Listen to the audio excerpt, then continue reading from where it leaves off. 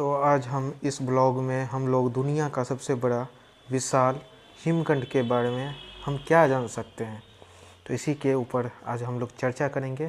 तो स्वागत है आपका मेरे चैनल में। मैं अभय कुमार, जो कि हर हफ्ते आपके लिए कुछ नया लेके आऊँगा, कुछ प्रश्न अतीत के बारे में और राजनीति के बारे में। तो चलिए आज हम लोग सुनते हैं कुछ नई कहानियाँ। एक विशाल हिमखंड जो कि अपनी यात्रा शुरू कर चुका है, जिसे A23A का नाम भी दिया गया है।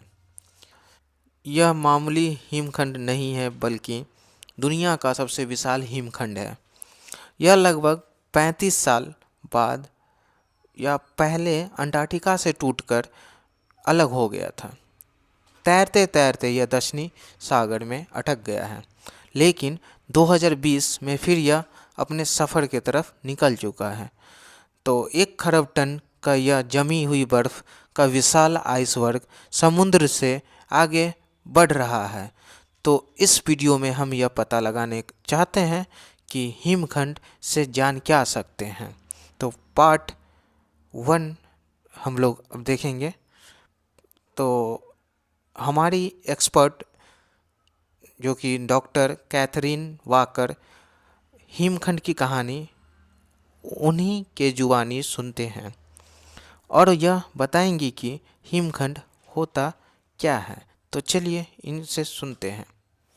An iceberg is a piece of ice that's broken off. Iceberg बर्फ का एक विशाल टुकड़ा होता है जो पृथ्वी की दक्षिणी आइस शीट अंटार्कटिका और उत्तरी ध्रुव की आइस शीट यानी ग्रीनलैंड आइस शीट से टूटकर बिखर जाते हैं।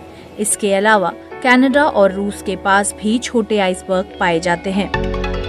कैथरीन वाकर के अनुसार हिमखंड अंटार्कटिका और ग्रीनलैंड से 10 गुना बड़ा है। ग्रीनलैंड जो कि आइस शीट बर्फ के इलाके का हिस्सा था, जो कि हिमयुग के दौरान अमेरिका और अफ्रीका में फैला हुआ था। हालांकि अंटार्कटिका की स्थिति कुछ अलग है अभी। तो चलिए अब हम कैथरीन से ही सुनते हैं उनका क्या कहना है। Has been there also for thousands of years. It's centered. Antarctica की आइस शीट भी हजारों साल पुरानी है, लेकिन ये पत्थर पर बिछी है, जिसकी वजह से ये ग्रीनलैंड शीट के मुकाबले आसानी से बरकरार रही है और बढ़ती गर्मी का इस पर उतना ज्यादा प्रभाव नहीं पड़ा है। अंटार्कटिका और ग्रीनलैंड में एक और अंतर है, जिसका कारण है कि अंटार्कटिका के आइसबर्ग या हिमखंड बड़े होते हैं।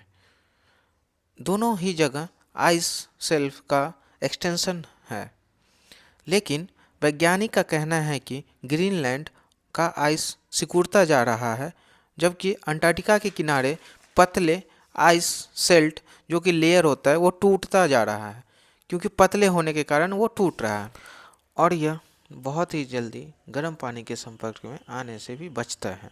तो चलिए अब कैथरीन के हिसाब से अब हम लोग सुनते हैं वो क्या बोल रही हैं। This ice is maybe 500 meters thick, a little more sometimes. ये बर्फ की चादर 500 मीटर से भी ज्यादा मोटी होती है और 100 किलोमीटर तक चौड़ी हो सकती है, जो इस महाद्वीप को समुद्र से कुछ दूर रखती है। दुनिया की सबसे बड़ी ice shelf Ross ice shelf कहलाती है। इसका सामने वाला हिस्सा जो समुद्र को छूता है वो 200 मीटर मोटा है, जबकि पिछला हिस्सा जो अंटार्कटिका से जुड़ता है वो 1 किलोमीटर गहरा है। तो एक समय आएगा कि ये आइसबर्ग टूटते ही चले जाएंगे और ये टूटने के वजह से पूरे समुद्र में पानी का बढ़ाव बढ़ जाएगा और इस पानी को बढ़ने से जैसे कि पूरा शहर भी नाश हो सकता है, विनाश हो सकता है। तो ये पानी का जल स्तर बहुत ही ज़्यादा बढ़ जाएगा और ये हिमखंड अगर पानी में चेंज होते हैं तो बहुत ही शहर डूब जाएगा। Once they calve, they can become unstable and flip over or capsize, just like a boat. Ice sheet से टूटने के बाद ये हिमखंड अस्थिर हो जाते हैं या समुद्र में पलट भी जाते हैं या फिर डूब जाते हैं। इन हिमखंडों का ऊपरी हिस्सा सफेद होता है, जैसा कि हम तस्वीरों में देखते हैं, लेकिन इसके निचले हिस्से में हजारों सालों तक अंटार्कटिका की चट्टानों से रगड़े जाने की वजह से कई तरह के खनिज तत्व होते हैं, जिसकी वजह से उनका रंग नीला या हरा भी हो सकता है।